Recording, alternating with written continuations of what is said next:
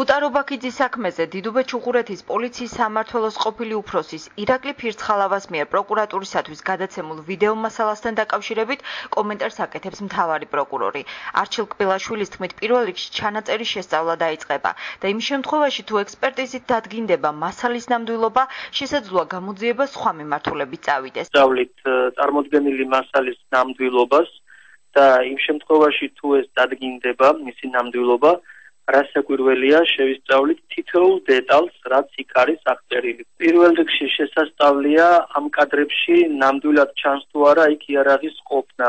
ეს პროფესიონალების მიერ უნდა იქნეს შესწავლილი. ამიტომ ამ საკითხზე სხვადასხვა აზრი შეიძლება იყოს. თუ დადასტურდება, რომ იქ იარაღი იყო, მაშინ სხვა შეფასება მიეცემა. თუ არ დადასტურდება, კიდე სხვა პასუხისგებაში შესაბამისად შეიძლება მიეცენ დამატებით პირები, გამოირიცხონ არსებული პირები, რა შედეგსაც მოგვიტანს გამოძიება, იმის მიხედვით ვიმოქმედებთ.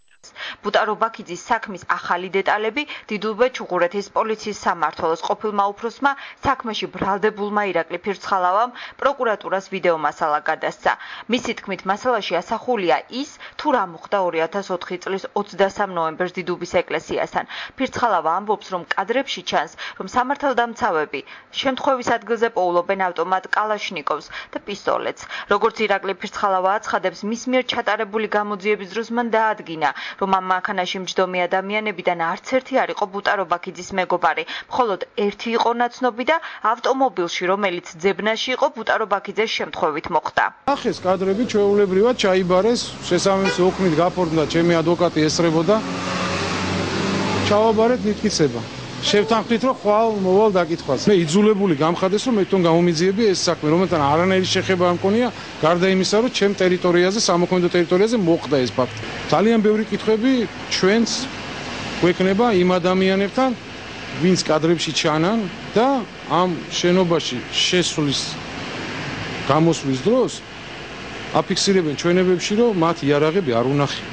რაც შეეხება რობაქიძის მშობლებს, სოსო რობაქიძე სატელევიზიო კომენტარზე უარს ამბობს და აცხადებს, რომ მხოლოდ ღია ეთერში ისაუბრებს, რობაქიძის დედა კი ვიდეო მასალას ფაბრიკაციას და დამონტაჟებულს უწოდებს. 9 წელიწადი ეს ხალხი გაჩუმებულები იყვნენ და თუ ესეთი კადრები ქონდათ, სად იყვნენ სააკაშვილის რეჟიმის პერიოდში იყვნენ ჩუმად და ამ კადრებს ინახავდნენ და არ ამბობდნენ. იქიდან ორი ბიჭი იყო, ბუტას ერთი მეგობარი და მეორეს იცნობდა უბრალოდ ინსტიტუტიდან, მაგრამ ეს არაფერს არ ცვლის, იმიტომ რომ ეს ბავშვები აბსოლუტურად უდანაშაულოები იყვნენ და არც მანამდე იყვნენ არაფერში შემჩნეული და არც ეხლა და ეს ბავშვები რამდენიმე მათგანი ციხეში გამოამწყდეს და ზეწოლა მიდიოდა რომ იქნებ ერთი იარაღი მაინც აღიაროთო და ეს ბავშვები უბრალოდ ვერ გატეხეს და ტყუილი ვერ ათქმევინეს. ეს არის მონტაჟი ჩვეულებრივი, ეს არის დონაძის ახალი სიბინძურე. არავითარ ძებნაში არ ყოფილა არც ეს მანქანა. ეს არის ამათი მოგონილი ყველაფერი. ეს არის აბსურდი. გაუვარდა თუ ეს როლა, ეგ მე არ ვიცი.